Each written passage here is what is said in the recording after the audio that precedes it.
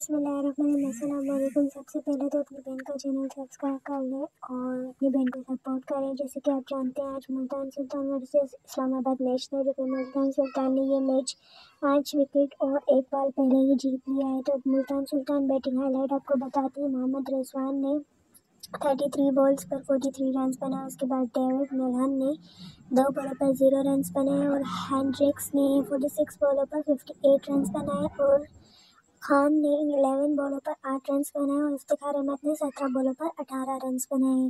के शाह ने 4 बॉलों पर 3 रन बनाए और डेविड विली ने 6 बॉलों पर 7 रन बनाए और मतलब टोटल मिलके तकरीबन टोटल मिलके मुल्तान सुल्तान ने 145 रन बनाए और ये मैच जीत गया। उसके बाद हम बताते हैं आपको मुल्तान सुल्तान के बॉलर्स की हाइलाइट्स बताते हैं। तो मुल्तान सुल्तान के बॉलर्स ने डेविड विली ने 1 विकेट ली और एम अली ने 3 और SA आफरीदी ने 3 और समर मीर ने 2 विकेट ली और मुल्तान सुल्तान ये मैच जीत गया। सब्सक्राइब